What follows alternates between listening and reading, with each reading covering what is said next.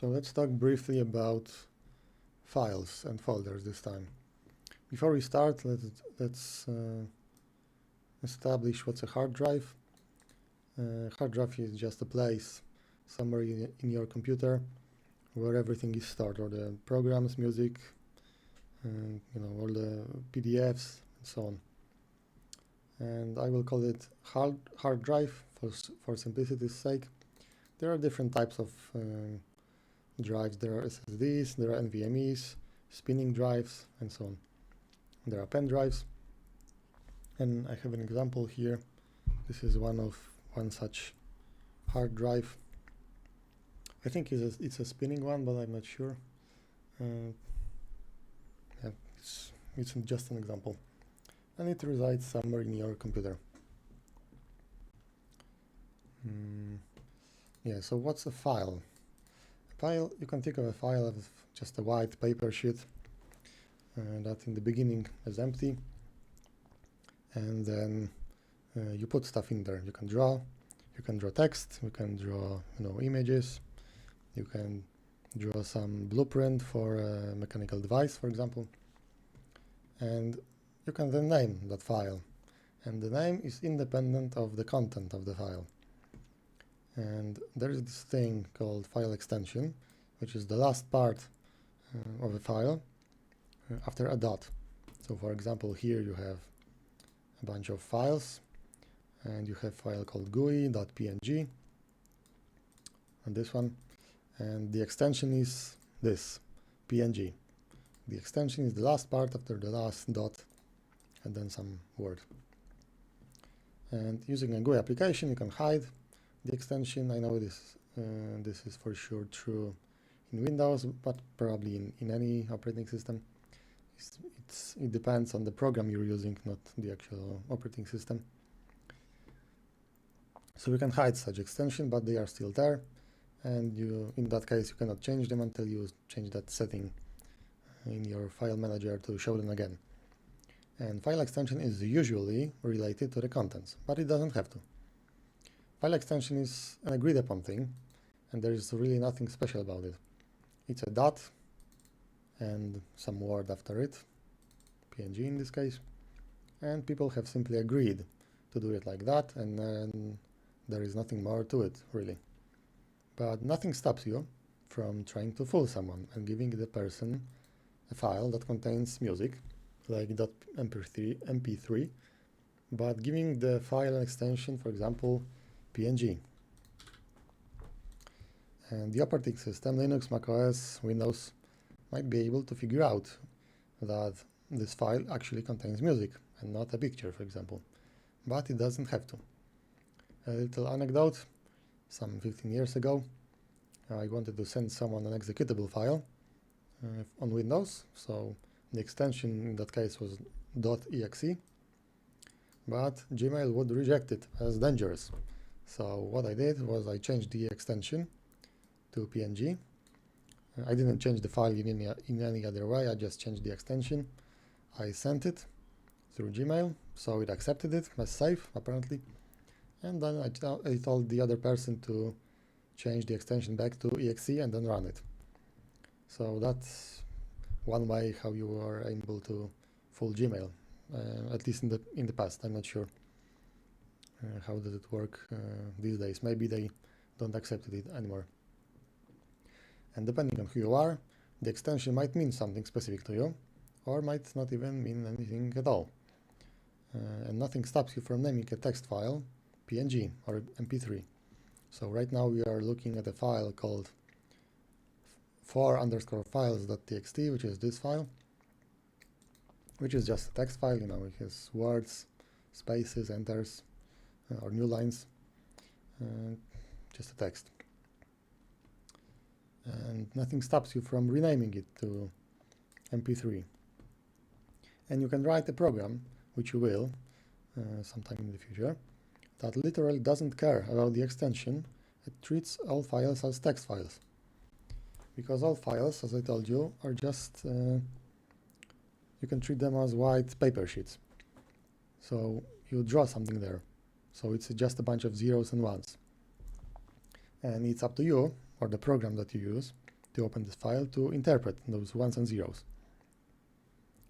And you can write a program that literally doesn't care, and if a file is incorrectly formatted, so there is a difference between what a PNG file is, I mean the contents, and the TXT file. So a PNG, you can see here. Let's show the content of that file. Cat GUI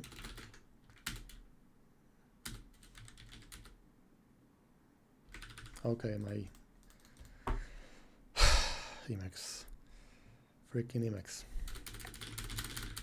Okay, so apparently it was reading the file. So you can see it's just a bunch of nonsense that doesn't really mean anything to us as humans.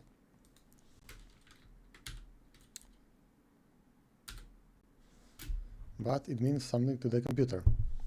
I think we can use this command to show the zeros and ones of this file. And it's something like this. Just a bunch of ones and zeros.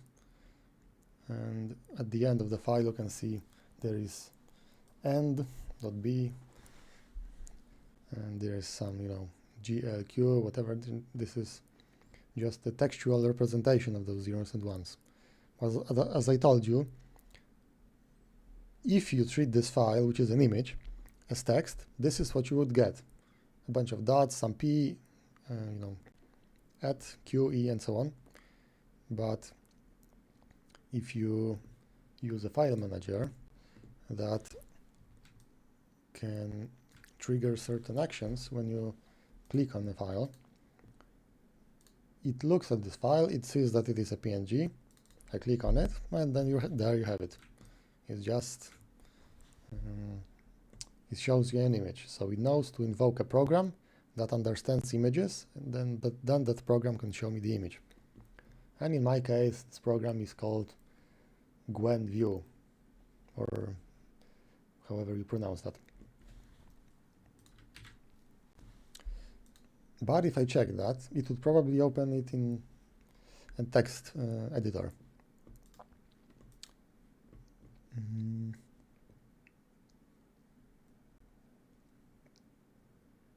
Yeah, so what the file means to you really is up to individual interpretation. And you can treat one file which is supposed to contain a PNG, an image, as text, or you can treat it as video, or you can treat it as an image. The thing is that if you want to treat an image, if you want to treat a file as an image, the content of that file has to be an actual image. If it isn't, you will get an error probably, or some other,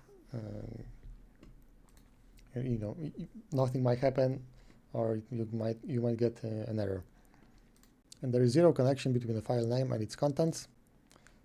Just to reiterate once more, and it's just that people around the world mostly agree to give files appropriate extensions to avoid confusion and make everyone's lives easier. Now, what a folder is. So you can see folders here. Folders are these. So I am in some deeply nested folder called level_0_general_basics, somewhere in my on my hard drive. We can go one level up, and you see there are some folders, level 0, level 1, 2, 3. They don't have any files in them, so this command tree shows me just the folders. But here in level 0 we have a bunch of files, so they are listed here. The dot means current file or current folder. They could show me the name, in this case technical, but dot is a widely used shortcut for this directory or this folder. And folder is just a box, a container for files and other folders, obviously. A thing, a place that groups files together under a label. Label being just the name of the folder. And folders have no extensions because they're only purpose is to group files. So you can name a folder level 0 .png, but that doesn't change anything. It's still a folder. It will not be interpreted differently just because it has this extension. And if you use a GUI application, clicking on a file invokes the default action, as I showed you before, here, by clicking on an image for a given file extension. And your operating system might also try, but doesn't have to, guess what to do with this file based on its contents.